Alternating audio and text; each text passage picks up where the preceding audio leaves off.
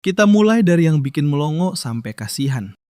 Nomor 10, Teten Masduki. Pas menjabat jadi Menteri Koperasi dan UMKM periode 2019 sampai 2024, nama Teten Masduki selalu jadi langganan daftar pejabat paling miskin di laporan LHKPN. Di saat teman-teman sejawatnya punya koleksi mobil mewah atau rumah di mana-mana, dia malah santai banget dengan kekayaan yang tergolong kecil buat ukuran menteri. Gaya hidupnya bener-bener jauh dari kata mewah, seolah dia emang gak tertarik buat manfaatin kursi empuknya demi numpuk harta pribadi. Kesederhanaan ini sebenarnya gak aneh sih, soalnya sebelum masuk pemerintahan, dia emang dikenal sebagai aktivis anti korupsi yang sangat vokal. Makanya, pas dipercaya jadi menteri dari tahun 2019 sampai 2024 kemarin, prinsip hidupnya nggak goyah dan nggak jadi kalap pengen tajir melintir. Dia lebih milih tampil apa adanya, tanpa perlu pamer sana-sini. Nunjukin kalau buat dia, jabatan itu murni pengabdian, bukan ajang buat memperkaya diri sendiri. Pembawaan dia juga asik banget dan nggak kaku, apalagi kalau udah urusan ngopi bareng pelaku usaha kecil yang jadi tanggung jawabnya. Alih-alih nongkrong di kafe mahal, dia lebih sering kelihatan nyeruput kopi lokal sambil diskusi santai tanpa jarak sama rakyat. Kedekatannya ini kerasa natural banget dan bukan sekedar acting di depan kamera. Karena emang cara berpakaian dan pembawaannya gak pernah kelihatan kayak pejabat yang minta disembah. Meskipun dia ada di urutan ke-10, posisinya ini jadi bukti kalau di era modern pun masih ada pejabat yang milih hidup jujur dan gak neko-neko.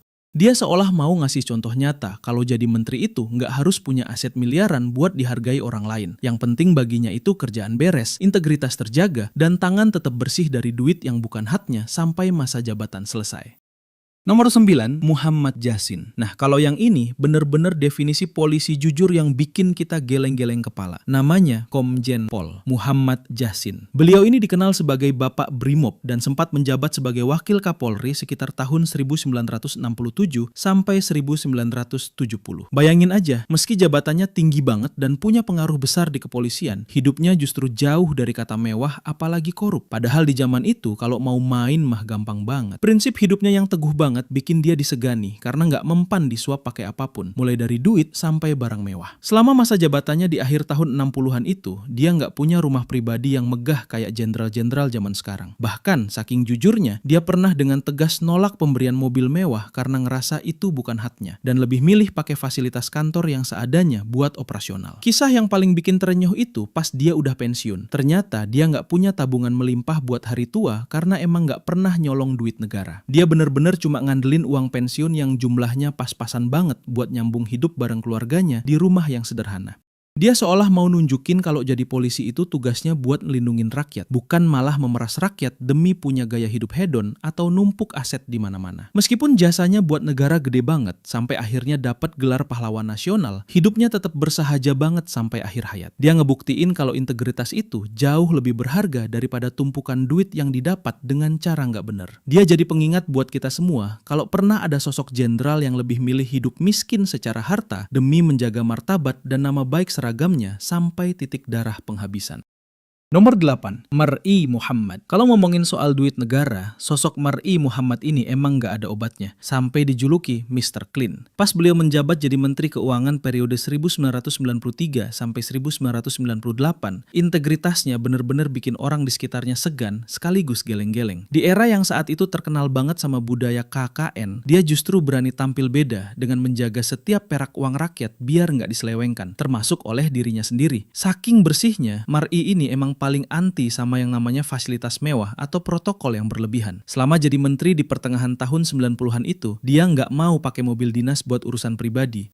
Dan bahkan menolak dikasih anggaran renovasi rumah dinas yang menurutnya masih sangat layak. Dia lebih milih hidup apa adanya dan fokus kerja keras buat nyelamatin ekonomi negara, terutama pas krisis moneter mulai menghantam Indonesia di akhir masa jabatannya. Kisah yang paling ikonik adalah pas dia dinas ke luar negeri. Dia lebih milih nginep di hotel yang biasa-biasa aja, dan sisa uang sakunya selalu dikembaliin ke kas negara. Buat dia, uang sekecil apapun yang bukan haknya, itu haram buat dimakan. Sebuah prinsip yang bikin dia jadi menteri paling miskin secara aset pribadi dibandingkan pejabat lain di masanya. Dia nggak punya ambisi buat numpuk tanah atau koleksi barang mahal. Yang penting baginya cuma satu, namanya tetap bersih tanpa noda korupsi. Meskipun punya kuasa penuh atas kunci brankas negara, Mar'i Muhammad milih hidup bersahaja sampai akhir hayatnya. Dia ngebuktiin kalau jabatan Menteri Keuangan itu bukan tempat buat nyari kekayaan, tapi tanggung jawab besar buat mastiin rakyat nggak kelaparan. Sosok Mr. Clean ini jadi standar tinggi buat siapapun yang mau ngurusin duit rakyat, bahwa kejujuran itu harganya mahal dan nggak bisa ditukar sama kemewahan apapun. Nomor 7, Artijo Alkostar. Kalau ada pejabat yang paling ditakuti koruptor di Indonesia, ya beliau inilah orangnya. Hakim Agung legendaris periode 2000 sampai 2018.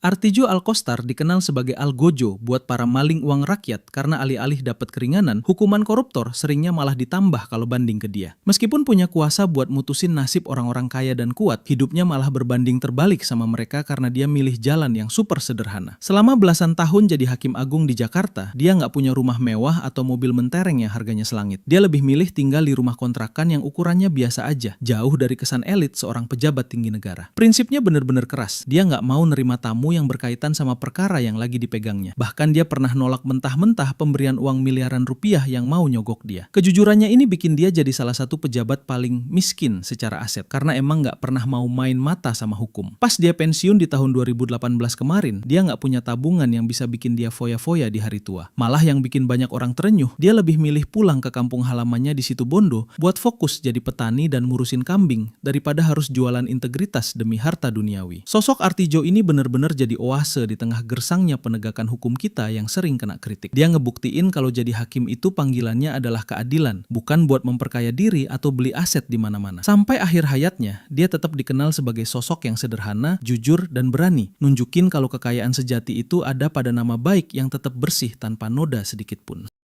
Nomor 6, Baharudin Lopa. Ngomongin soal jaksa agung paling nekat dan jujur, nama Baharudin Lopa pasti langsung jadi jagoannya. Beliau menjabat di tahun 2001, meski singkat banget cuma sekitar 1,5 bulan, tapi gebrakan integritasnya bikin para koruptor gemeteran setengah mati. Lopa ini benar-benar nggak pandang bulu, siapapun yang salah bakal disikat tanpa ampun. Bahkan sahabatnya sendiri pun tetap diproses kalau terbukti ngelanggar hukum. Prinsip hidupnya yang super lurus ini bikin dia jadi pejabat yang hartanya benar-benar minimalis dan jauh dari kata mewah. Bayangin aja, saking nggak maunya pakai fasilitas negara buat urusan pribadi, dia pernah ngelarang istrinya pakai mobil dinas cuma buat ke pasar. Selama masa jabatannya itu, dia juga ogah banget dikasih hadiah atau gratifikasi dalam bentuk apapun. Bahkan dia selalu bawa bensin sendiri di jeriken kalau lagi perjalanan dinas biar nggak ngebebani uang negara. Kisah yang paling ikonik adalah pas dia nolak dikasih mobil mewah sama pengusaha. Dia malah lebih milih pakai mobil pribadinya yang udah butut buat operasional sehari-hari. Dia benar-benar tipe pejabat yang lebih milih hidup pas-pasan daripada harus makan duit yang bukan haknya atau dapat fasilitas dari hasil sogokan. Buat Lopa, jabatan itu adalah pedang buat negakin keadilan, bukan alat buat numpuk harta atau gaya-gayaan di depan orang banyak. Sampai beliau meninggal, hartanya emang gak seberapa kalau dibandingin sama pejabat lain di masanya yang mungkin punya aset miliaran. Tapi nama baiknya harum banget karena dia ngebuktiin kalau kejujuran itu gak bisa ditawar sama sekali, meskipun taruhannya adalah hidup dalam kesederhanaan. Dia jadi contoh nyata kalau jadi jaksa agung itu harus punya mental baja dan hati yang bersih, biar gak gampang goyah pas disodorin tumpukan duit. Jangan lupa subscribe dan dukung kami jadi channel edukasi pertama yang mencapai 10 juta subscriber di Indonesia.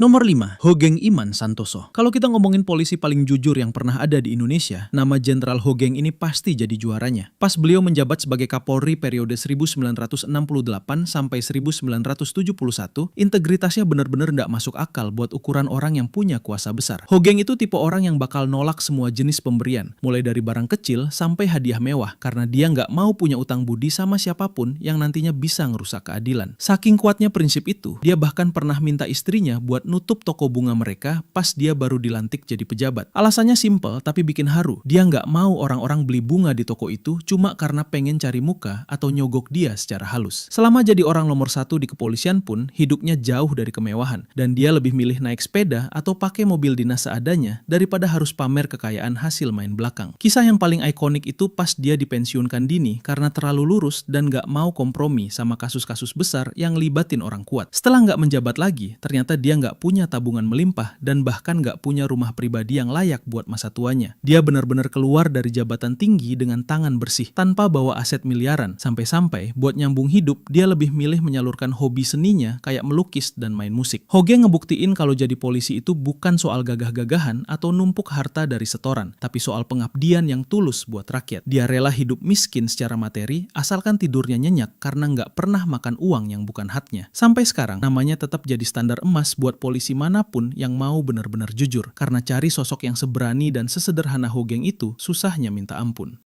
Nomor 4, Syafruddin Prawiranegara. Kalau bicara soal pengorbanan, tokoh satu ini benar-benar nggak ada duanya di sejarah kita. Syafruddin Prawiranegara ini pernah jadi penyelamat nyawa Indonesia pas menjabat sebagai Presiden Pemerintah Darurat Republik Indonesia atau PDRI tahun 1948 sampai 1949, waktu pemimpin lain ditawan Belanda. Meskipun jabatannya setara presiden dan kemudian jadi Menteri Keuangan di awal tahun 50-an, hidupnya itu jauh banget dari kata makmur. Malah bisa dibilang sangat memprihatinkan buat ukuran orang nomor satu. Bayangin aja, pas dia lagi berjuang mimpin negara lewat hutan-hutan di Sumatera, keluarganya di rumah hidupnya bener-bener pas-pasan. Saking nggak adanya duit buat nyambung hidup karena Syafruddin nggak pernah mau nilep duit negara, istrinya yang hebat banget itu sampai harus jualan sukun goreng di pinggir jalan. Mereka bener-bener ngandelin hasil jualan gorengan itu cuma buat sekedar bisa makan sehari-hari. Sementara suaminya lagi sibuk mikirin nasib seluruh rakyat Indonesia. Kesederhanaan dia ini terus berlanjut pas dia jadi pejabat tinggi di Jakarta setelah perang kelar. Dia tipe orang yang nggak mau pakai fasilitas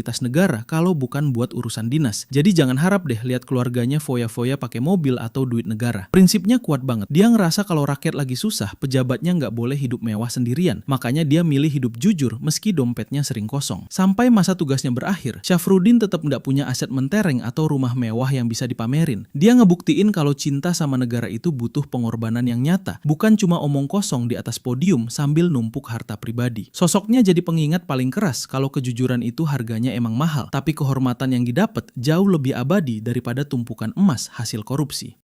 Nomor 3, Muhammad Natsir. Kalau kamu pikir menteri itu identik sama jas mahal bermerek, kamu harus kenalan sama Muhammad Natsir. Beliau ini Perdana Menteri Indonesia periode 1950 sampai 1951, yang saking bersahajanya, jas yang dia pakai buat kerja itu cuma satu dan udah penuh tambalan. Bayangin aja, seorang pemimpin pemerintahan, tapi pakaiannya nggak lebih bagus dari rakyat biasa, karena dia emang nggak punya duit buat beli baju baru, apalagi buat gaya-gayaan. Kesederhanaan Natsir ini benar-benar bikin orang di sekitarnya merasa malu sekaligus segan. Pernah suatu kali, para stafnya di kementerian saking nggak teganya lihat jas Pak Natsir yang sudah butut, mereka sampai iuran buat beliin dia kain biar dia bisa bikin jas baru yang lebih layak. Natsir itu tipe pejabat yang kalau dapat fasilitas atau uang saku lebih, malah seringnya dikembaliin atau dikasih ke orang lain yang menurutnya lebih butuh daripada dirinya sendiri. Bahkan pas dia udah nggak menjabat lagi, hidupnya tetap berada di garis kemiskinan kalau dibandingin sama standar pejabat tinggi lainnya. Dia pernah nggak punya rumah pribadi sampai harus tinggal di tumpangan atau rumah dinas yang sangat sederhana. Dan kabarnya sering dikirimi beras sama sahabat-sahabatnya biar keluarganya bisa tetap makan. Dia benar-benar nerapin prinsip kalau jadi pemimpin itu artinya siap menderita paling awal dan baru boleh ngerasain seneng paling akhir setelah rakyatnya makmur. Natsir ngebuktiin kalau kecerdasan dan pengaruh besar itu nggak harus dibungkus sama kemewahan material. Sampai akhir hayatnya, dia tetap jadi sosok yang dihormati dunia internasional bukan karena hartanya, tapi karena integritas dan pikirannya yang tajam. Dia jadi pengingat paling nampol buat kita kalau jabatan itu amanah yang berat banget dan dia lebih milih pakai jas tambalan daripada harus pakai jas mewah hasil nilep duit rakyat. Dan kalian yang punya banyak masalah dengan orang toksik, kita buatin kalian 25 resep menghadapi orang toksik biar kalian hidup dengan tenang. Pahami dan sadari, biar kalian nggak dibikin gila sama mereka. Klik link di deskripsi atau di bio karena kita buka aksesnya sampai minggu depan. Nomor 2, Insinyur Sutami. Ini dia menteri yang dijuluki menteri termiskin di era Presiden Soekarno sampai Soeharto. Namanya Insinyur Sutami. Beliau menjabat sebagai Menteri Pekerjaan Umum PU selama 14 tahun. Dari tahun 1964 sampai 1978. Bayangin aja, dia itu orang di balik proyek-proyek raksasa Indonesia. Kayak Jembatan Semanggi, Waduk Jatiluhur, sampai gedung DPR. Tapi hidup pribadinya bener-bener jauh dari kata mewah, apalagi korup. Saking jujurnya, Sutami ini pernah ngalamin kejadian yang bikin nyesek banget buat ukuran seorang menteri. Pas hari raya, orang-orang yang mau silaturahmi ke rumahnya dibikin kaget karena ngelihat atap rumah Pak Menteri ini bocor di mana-mana.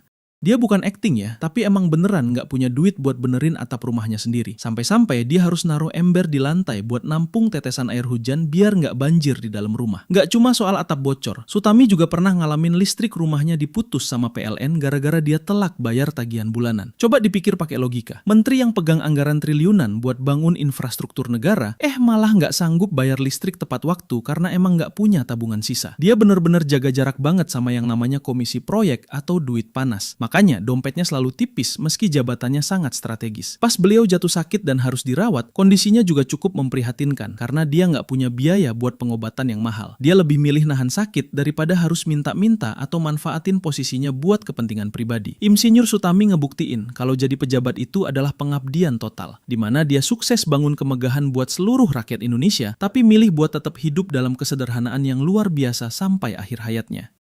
Nomor 1, Haji Agus Salim. Gelar pejabat paling miskin sepanjang sejarah Indonesia rasanya emang paling pantas disematkan ke Haji Agus Salim. Beliau ini diplomat jenius yang menguasai banyak bahasa asing dan menjabat sebagai Menteri Luar Negeri periode 1947 sampai 1949.